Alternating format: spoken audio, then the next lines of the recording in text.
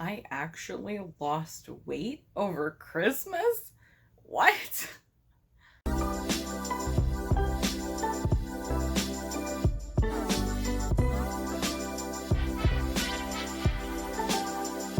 Welcome back to my channel, and this is my 1 month post-op update. First of all, I can't even believe that I'm a whole month post-op at this point. I've been so busy and I've had so many things to do lately that it just feels like I've only recently been able to stop and like take a breath.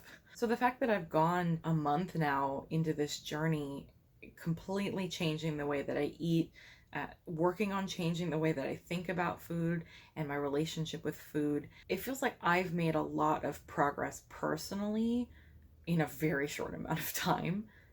And I am so all about that. So I'm going to start off with my stats right here, like usual. My highest recorded weight was 383.3 pounds, and my surgery weight was 344. Last week I was 328 pounds, and then this week I weighed in at 325 pounds. So that's a 3-pound loss for the week and 19 pounds lost so far after surgery. So that means after 4 weeks since surgery, I've lost 19 pounds. That is more than I ever would have expected prior to surgery. And that's way more than I ever did on pre-op, and way more than I ever did, I think, in any other month I've ever tried to lose weight in my life. I had a lot of help. Yes, but it's also been a lot of work to learn how to use this new tool and to relearn how to eat and how to have a proper relationship with food and have a fulfilling life that doesn't revolve around food all of the time, which you'd think is a no-brainer, but I mean, that's kind of how my brain has been operating for my whole life. I feel like I'm really getting used to the routine now, prepping my food in the morning and for my lunch that I take to work, and then coming home and knowing about what I'm going to eat and making sure that I'm measuring everything is not really a chore.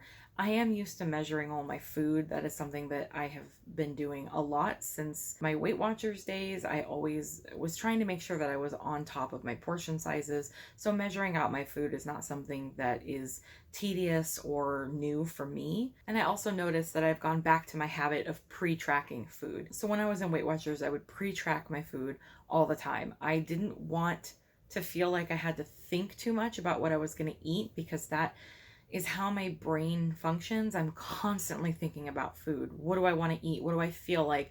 What can I make with what I have at home? Do I need to go to the store to get something in particular for a particular meal that I want or a craving? And it gets overwhelming sometimes with how much my brain is full of food. And I found my most successful weeks on Weight Watchers were the weeks that I decided ahead of time what I was going to eat, and I tracked it in my app, and that was that. And I just followed what I had already written down. I've noticed that I've picked that habit back up, and I've started to do that again. Not quite as routine every single day as I'd like to, but I've noticed that it just naturally crept back in, so I didn't really have to think about it. And it allowed me during downtime to think about what proteins I had around and what I thought would be a good option to help me hit my macros for that day.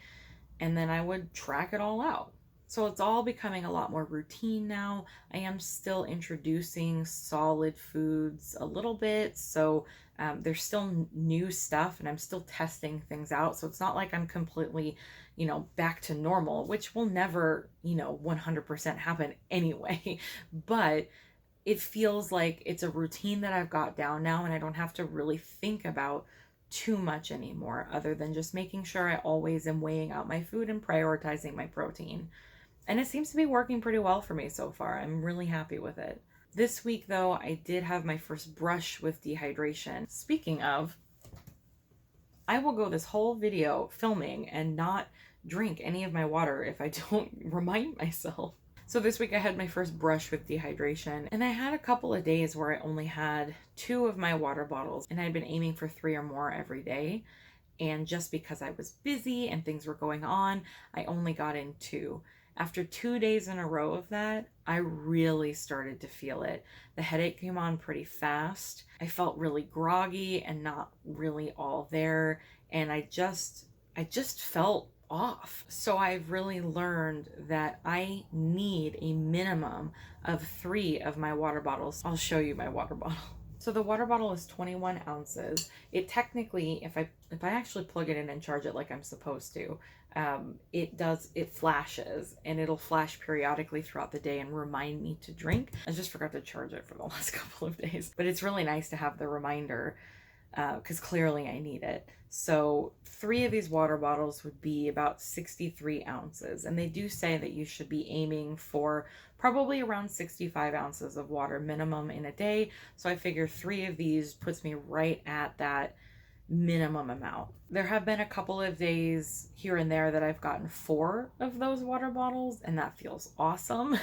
But sometimes it's just really hard to drink that because I can't drink as much volume as I used to. And I thought because I was drinking over 100 ounces a day pre-op that it wouldn't be too hard, but I didn't realize how much I rely on being able to take several big swigs of water and kind of make up for some lost time with that versus taking small sips of water constantly. And that's the big difference. I can't drink the volume that I used to be able to drink at a time, which means I really need to be on top of drinking regularly throughout the day. That's not so difficult as long as I'm not really busy. But when you throw in the fact that we're not supposed to drink 30 minutes before, during, and 30 minutes after meals, that adds a lot of time to your day when you can't drink, and it really makes it difficult to stay on top of those water goals, at least for me. If I'm thinking about it, I'm being mindful, and I'm trying, I can get 3 of these water bottles down without an issue. And now that I know that that is certainly the minimum that I need, that makes things a lot easier. So that was a pretty big lesson that I learned this week for sure. This week was also the week of Christmas, and I really wasn't sure what to think or what to expect. I had just started eating some solid foods probably a few days before Christmas, and so I wasn't sure what was going to happen or how things were going to be tolerated. Every new food that I've added so far hasn't really been a problem. I figured adding new things for Christmas wasn't going to be too big of a deal. I'm so burpy all the time now. Oh my gosh. Our family has a tradition of celebrating Christmas Adam, then Christmas Eve. Get it? And then Christmas Day. This was a family joke that started years ago and has just sort of boiled into this thing that we do every year. And we always eat ribs on Christmas Adam. That has been a tradition for years, and I was really worried that I wasn't going to be able to participate in the rib eating. I know it's just food. It shouldn't be that big of a deal, but you know, if you really think about all of these traditions and things that we have in our lives and throughout the year, they almost all revolve around food. Food is a big part of that in every culture. So it's not realistic to expect that food's just not going to be important in my life anymore. The difference is how I think about food and how much I'm actually eating. So anyway, Christmas Adam rolls around, and I had had the menu planned for weeks at that point. We were having beef ribs that we were going to smoke in our smoker, mashed sweet potato, and my grandma's canned green beans, which I made sure to grab from her when we exchanged Christmas presents very briefly with our masks on. This was really probably the most solid food that I was eating. Before that, I had tried a couple of bites of things, and I'd started dabbling. This was the first solid food meal that I had planned out and was going to be eating. So I wasn't sure what to expect. But like everything that I've been doing post-op, I took 3 ounces of rib meat off of the bone and weighed that on my plate, because at least 3 ounces should be dedicated towards protein. So 3 ounces of rib meat. And then I believe I had 1.5 ounces of sweet potato and 1.5 ounces of beans. I think I mentioned before that I weigh out 6 ounces of food for all of my meals. And sometimes I can eat all 6 ounces, and sometimes I really can't. And it really depends on the day, and it depends on what type of food I'm eating. In the soft food stage, I really found that more often than not, I could eat 6 ounces of food without too much of a problem. Things like cottage cheese, I would have no problem eating about 6 ounces and feeling full and satisfied. But I've noticed as I've been getting into the solid foods, that some things I just can't eat anywhere near 6 ounces. It's just not going to happen. I weigh out the 6 ounces so that I know what my maximum is and that I don't overeat. But almost every time I find that I hit my done moment before I'm done with the food. But anyway, getting back to my original point, the advice I was given by the nutritionist was to dedicate 3 out of those 6 ounces to protein, and then things like vegetables and healthy sides could make up the other few ounces. So what I've been focusing on is 3 to 4 ounces of protein, and then 1 to 2 ounces of something else. So in this case, I had 1.5 ounces of beans and 1.5 ounces of sweet potato. This tasted so good and really had no problems at all. I was able to eat it without any issue. I actually cleaned my plate, which I wasn't expecting to eat all 6 ounces, but it just really sat well and felt like a really good real meal, considering I really hadn't had any proper meals at this point. Christmas dinner this year, we decided to go a little non-traditional just because Christmas was non-traditional this year. So we smoked a brisket this year, and we did this sort of combination of some of the things that we would normally have for Christmas dinner, but then things that you might expect at a barbecue with the brisket. So we had smoked brisket, macaroni and cheese, candied sweet potatoes, green bean casserole, mashed potatoes, and cornbread. I ended up eating a tiny, tiny amount of everything. Got through more than I expected for Christmas dinner, but if I recall, I didn't actually hit my 6-ounce mark, which is fine, and there are days that I just can't, especially if the food is really heavy. In this case, this was the first time I had really incorporated carbs like mac and cheese and stuff back into that, even though it was very, very limited. My viewpoint is that I want to have a healthy relationship with food, and I want to be able to enjoy things without restricting them from my life completely, unless, of course, I find out that I eat them and they make me feel really sick or something. So the macaroni and cheese was something that I had been craving all through pre-op and post-op, but I didn't let myself have any. In this case, we made some, everyone else got to eat a bunch of it, and I got to have a couple bites, and it made it satisfying. I did find after that meal, though, that there were certain things that just I didn't care about. Things that prior to surgery, I would have eaten a large amount of just because they taste good and they were there. But when I'm prioritizing what gets to be the main focus on my plate, I find that certain things are just not important anymore.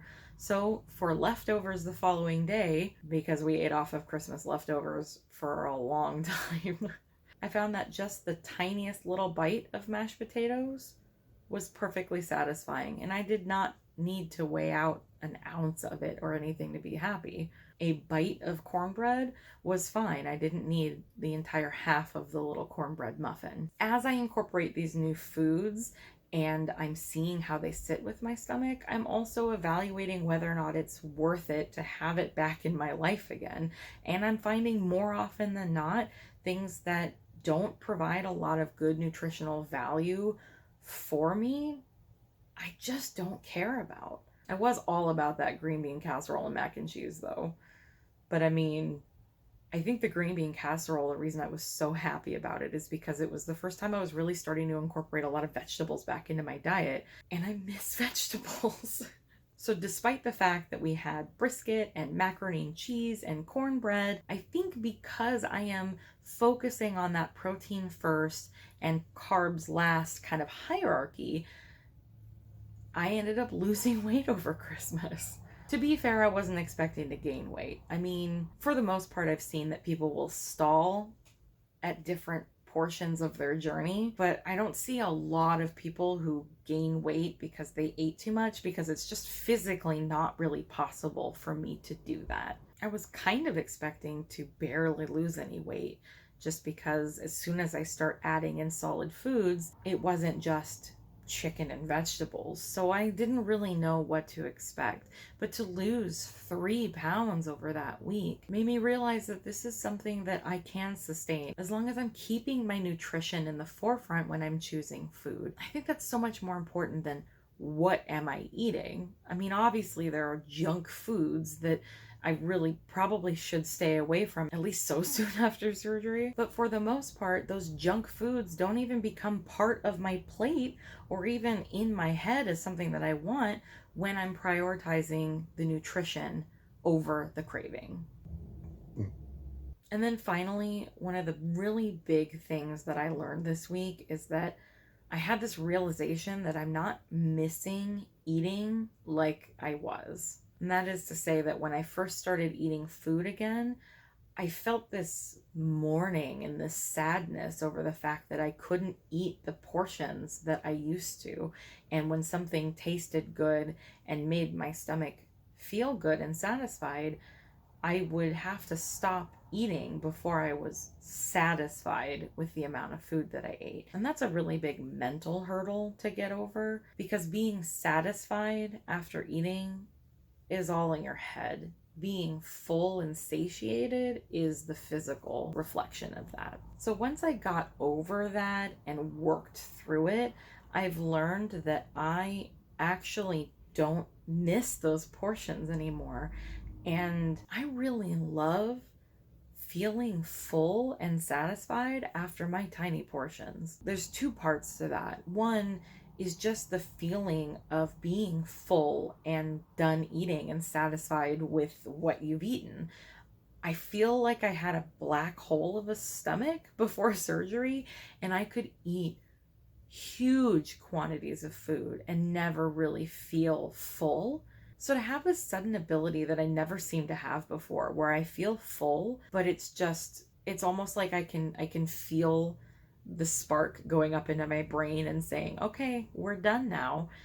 Because what I experienced before my surgery was that if I felt full, I was overly stuffed and uncomfortable. That was my only real experience with feeling full, was when I overdid it. Now I get a completely new sensation that I've had to get used to, but now I really seem to like it. It's legitimately a mind thing. I don't feel it physically, but I suddenly know I'm done eating.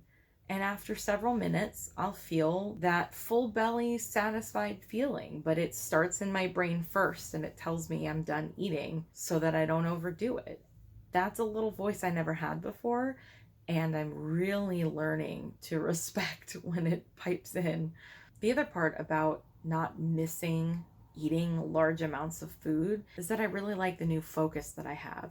Because I'm focusing on 6 ounces of food per meal, 3 to 4 of which are protein only, and I only have 2 or 3 ounces to play with for other things, I'm noticing that it's helping me change my mindset about food. It's not really about cravings anymore. It's about macros, and it's about hitting my goals and being able to eat the things that keep me nourished. I feel like I have the most wiggle room when it comes to my protein choice, because when it comes to my sides, I have so little to work with. It's not worth putting time and energy into cooking a big side that I'm only going to be able to have 2 bites of. But I've noticed that when I have 2 or 3 ounces left, I'm leaning towards vegetables because that's what I want to eat. I don't want to never eat vegetables again, but I can't eat a plate of broccoli like I used to. So I end up having some sort of protein and more than likely 2 to 3 ounces of vegetable, and it just naturally keeps me on track. It naturally has me eating lower carb, not because I'm choosing not to eat carbs, but because I just don't have room on my plate for carbs. I mean, there is carbs in vegetables, but you know what I mean. But it's really helping me clear my head and not be so focused on what I can eat, in the sense of like, what do I get to eat today? What cravings can I give into? What food can I purchase that will make me feel good? That's not really a thing anymore in my life, at least this early on after surgery. Things like my craving for mac and cheese, I can do it, but I have to share it with somebody, because I can do like this much. What's the point? I'm not gonna make all that for myself and eat mac and cheese for the next 2 years. Finding that balance and finding that peace with food is why I did this surgery. I can't even fully explain how food motivated and food controlled I've been for most of my life. And even though I don't have the ability to eat everything that I want, and I'm still learning how to eat and what does and doesn't upset my new stomach, and I've completely restricted how much I can eat at a time, it feels freeing in a way, because I've taken all of those options and I've boiled it down to the necessities. What do I need? What's going to get me from point A to point B? I need protein and I need some sort of vegetable. And look at that. I'm out of room on my plate and out of room in my stomach. And that's okay, because I feel really good and I feel like I've been fed. People who haven't struggled with this for their whole lives probably wouldn't understand that. I imagine most of you guys might understand. At least if you're contemplating this surgery, I would imagine that there's some level of that. But I can really say this early on after surgery, this has been a huge, huge help with getting my mindset and my relationship with food refocused. And that's worth so much. I mean, that is worth just as much as how much weight that I'm going to be losing over this journey. It's something I've struggled with for a long time. And to know that it's slowly being mended is a really good feeling. So far, 1 month post-op, 3 months into this process total, I don't regret a thing. It hasn't been easy every day, and it's hard work trying to figure out how to function after this surgery, but I definitely haven't regretted it. And more importantly, I'm really looking forward to where I can go from here. So thanks so much for watching. If you enjoyed the video or if you found it helpful, please consider subscribing or at least dropping a like. I'm trying to do at minimum weekly posts about the process so that there's something current going on if you are interested in the surgery, or at least what it's like healing from the surgery. And like always, I am completely open to doing videos on different parts of my experience if anyone's looking for anything in particular. So feel free to comment down below if there's something in particular you have questions about or want more information about, because this is a big decision. And especially if you're watching this channel because you are thinking about the surgery, my biggest advice would be research and learning what other people went through. And so if I can be of any help at all, just let me know. I'm also on Instagram. I don't really post there that much. I'm not very good with the social media stuff, but it is a good way that you might be able to get a hold of me or to follow other parts of my journey. I mostly have a lot of food pictures there, but it is also one fat beat. So if any of that is interesting to you or would be helpful, please feel free to follow along. So I hope everybody had great holidays and Happy New Year, and I'll catch you guys in the next one. Bye.